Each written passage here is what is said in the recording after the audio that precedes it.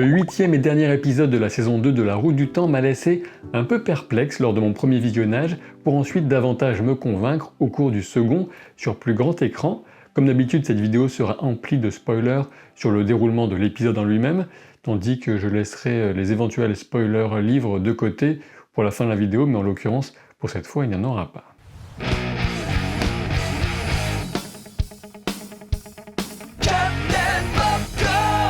Dans l'ensemble, la saison 2 de La Roue du Temps est meilleure que la première. On a un consensus à peu près généralisé sur cette question.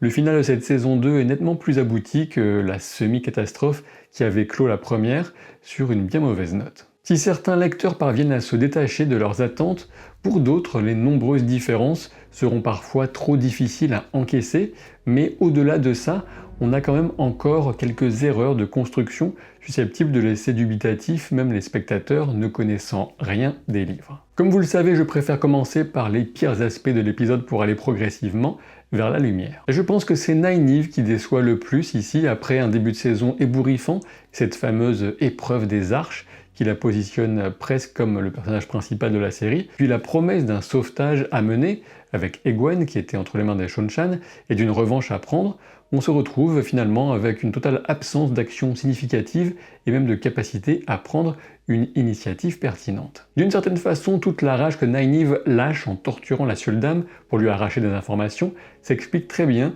si elle a déjà conscience de l'inutilité qui sera la sienne pour le reste de l'épisode. Pour moi, ce n'est pas là juste un choix, mais une véritable erreur d'écriture.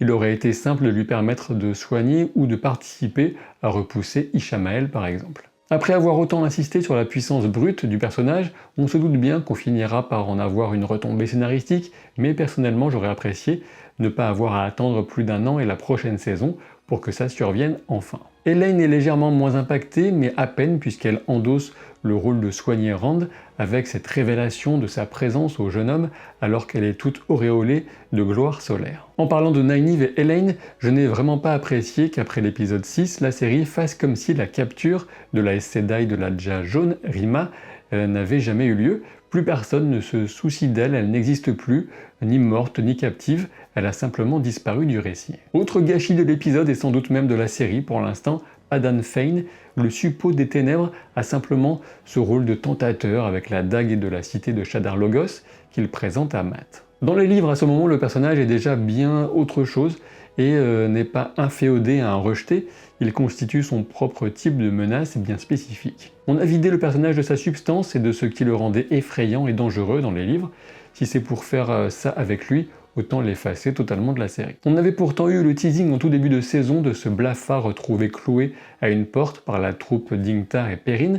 Le groupe se demandait qui avait bien pu faire cela, et au final, c'est totalement laissé de côté. Et justement, puisque j'en parle, je perds mes illusions pour Perrin et son interprète. J'avais laissé le bénéfice du doute pendant presque 2 saisons maintenant, mais là je dois bien me rendre à l'évidence. Et oui, ce Perrin est plutôt creux, il a 2 ou 3 expressions, et à chaque fois qu'il est dans une scène, on dirait qu'il débarque sans trop savoir ce qu'il fait là, même sa présence physique est totalement effacée alors qu'il devrait être le gros balèze de chaque scène dans laquelle il apparaît. Alors oui, c'est très facile de faire de l'émotion en tuant un animal, un chien qui est supposé être un loup en l'occurrence, mais franchement, je crois que la scène aurait pu avoir bien plus d'impact si le lien entre les deux avait été mieux travaillé en amont, plutôt que de nous montrer Perrin qui erre avec la bouche entrouverte et l'œil vide. On lui file un bouclier au passage pour qu'il ait plus à faire que Nynaeve au sommet de la tour, mais bon, voilà. Et au passage, quand même un petit mot sur le personnage qui lui confie ce bouclier, puisqu'il s'agit d'un héros du corps de Valère, un héros mythique, à qui on a donné les traits de Uno, celui qui est mort précédemment dans la saison, et je pense que pour les gens qui n'ont pas lu les livres, ça prête vraiment à confusion, donc le choix me paraît pas des plus pertinents.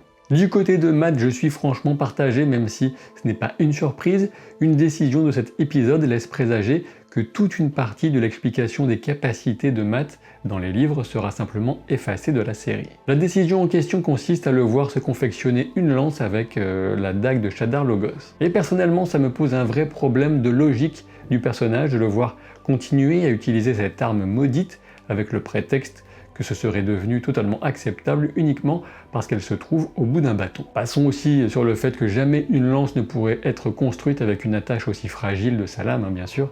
c'est plutôt sur le principe de fond de recourir à un objet chargé d'autant de malheur que se situe ma gêne. Je disais que j'étais partagé concernant Matt car cet épisode est clairement pensé comme celui de la révélation et de la montée en puissance pour lui. Tandis qu'Ishamael avait bien appuyé sur le complexe d'infériorité de Matt, issu notamment du comportement de ses parents, il découvre qu'il a le passé d'un grand héros du corps de Valère, étant la réincarnation de l'un d'entre eux. Toutefois, la réussite visuelle, d'une part, et l'impact concret sur la bataille, d'autre part, de ces fameux héros, me semble mi-figue mi-raisin. On sent que l'effet de flou qui accompagne leur déplacement est un petit peu un cache-misère pour un budget qui n'est pas extensible à l'infini pour 8 heures de contenu. Quant à leurs costumes, disons qu'on penchait un peu plus du côté d'un cosplay des dieux d'un panthéon de toutes les cultures que de celui d'une incarnation imposante et plausible de héros sortis des tréfonds des batailles les plus mythiques pour casser des bouches. Heureusement, nous reste l'enthousiasme de l'interprète et ce cri de Matt en langue ancienne. Je reste circonspect et surtout déçu d'imaginer qu'on n'aura pas toute une partie, la plus étrange et mystique peut-être de l'univers de la Roue du Temps, une partie notamment explorée par Matt et qui est donc à l'origine de ses pouvoirs. Pendant qu'on y est, le fait de faire surgir le corps de Valère au détour d'une rue avec sa récupération des griffes des Shonchan hors caméra, en gros voilà quelque chose qui en dit long sur les extrémités auxquelles les scénaristes en sont réduits pour faire entrer le minimum syndical de cette histoire en 8 épisodes. En soi, admettons, ceci dit, on peut aussi se faire la remarque que se promener avec la boîte sous le bras, notamment le bras de la créature la plus voyante de toute la ville, Loyal, c'est un plan un petit peu étrange pour échapper à la vigilance des soldats à sa recherche. J'en viens maintenant à un autre personnage qui devait avoir son grand, voire son immense moment dans ce final, et il s'agit de Rand al'Thor. Je pense qu'on peut être un petit peu déçu de l'absence de grandes démonstrations de pouvoir de la part de Rand, sa façon de tuer Ishamael en approchant doucement avec son épée chauffée à blanc par le pouvoir était un choix de mise en scène un peu étrange et une expression un peu piètre de son potentiel de destruction. Et cela va sans dire, c'est clairement Egwene qui ressort la plus grandie de la scène, et je dois dire que j'ai adoré tout ce qui concerne Egwene dans cette saison 2. En effet, c'est sans conteste le personnage le mieux servi, et si je respectais l'ordre de mon appréciation dans cette critique, elle devrait être évoquée bien après, avec ce que j'ai le plus aimé dans cette série jusqu'à présent. Voilà pourquoi j'en garde à son sujet un tout petit peu pour plus tard. Rand apparaît encore et toujours comme le jouet des machinations, des projets des autres, qu'ils soient bien ou mal intentionnés. Et la proposition de la série pour la révélation dans le ciel de Falme au sommet de la tour fonctionne bien comme un moment venant couronner la saison. Je pourrais m'étendre sur de petites choses qui manquent de cohérence dans l'épisode, comme une charge de cavalerie dont le bruit tonitruant est apparemment masqué par de l'encens dispersé par quelques gamins, ou encore le fait que le sacrifice d'Ingtar dans la rue n'a pas vraiment de sens tactique. Je pourrais aussi parler du fait que les niveaux de puissance et les possibilités de réaction des utilisatrices du pouvoir unique n'ont pas vraiment de cohérence, notamment dans la destruction des navires par Moiraine toute seule, et sachant qu'un épisode plus tôt, une seule Aes Sedai suffisait pour maintenir un bouclier sur Rand. Mais bon, dans l'ensemble, j'ai pu passer outre ces observations et profiter de la dynamique de ce final. Dans ce qui fonctionnait merveilleusement pour moi, on a notamment l'échange sur la plage entre Lan et Moiraine et la recréation de leur lien, d'autant plus beau qu'on sait qu'il n'existe pas de tension amoureuse entre ces deux personnages, juste une forme de loyauté et d'amitié intense. Et si les scènes de combat de l'épisode sont plutôt moyennes, notamment quand on pense aux prouesses d'Aviendha dans son épisode d'introduction, comparé à ce qu'elle fait ici, ou qu'elle ne fait pas justement avec deux autres Aiel pour l'accompagner, disons que les plus réussies de ces scènes restent celles de Lan sur la plage sans doute, ou encore le non-combat de Rand face à Turok, qui lui fait une Indiana Jones et le Temple Maudit. Et oui, en effet, pour le moment, il n'y aurait eu aucun sens à montrer des prouesses de Rand à l'épée, puisqu'on ne l'a jamais vu s'entraîner sérieusement en la matière. La façon dont Egwene se libère seule en utilisant sa vivacité d'esprit et une volonté d'acier fonctionne parfaitement, de même que son choix de laisser sa tortionnaire mourir d'étouffement accroché à son pan de mur en ruine. Et n'oublions pas Ishamael et Lanfear qui sont excellents, d'autant qu'on comprend que c'est grâce à Lanfear qu'Ingtar et Loyal ont pu récupérer le corps de Valère, puisque Ingtar évoque l'aide d'une femme de Caerhyn. Comme à son habitude, Natasha O'Keeffe est parfaite et l'écriture de Lanfear distille un doute constant quant aux véritables objectifs de la rejetée. Et l'introduction de Moghedien en fin d'épisode laisse clairement deviner que les autres rejetés seront au niveau et formeront peut-être ce qu'il y a de mieux dans cette série. Or, on sait combien il est important d'avoir des antagonistes réussis pour élever le niveau d'une histoire. Alors c'est vrai, j'ai conscience d'avoir beaucoup insisté sur mes réticences, de les avoir expliquées pour cet épisode, mais il reste assez solide pour apporter une conclusion de bonne facture à cette saison et poser les enjeux d'une suite qui pourrait, on l'espère, mener vers de nouveaux sommets, tant ce qui reste à découvrir dans les événements des livres suivants monte carrément en puissance. Et ne vous inquiétez pas, à un moment ou un autre, on aura forcément un Rand qui prendra une toute autre dimension et saisira son destin en main.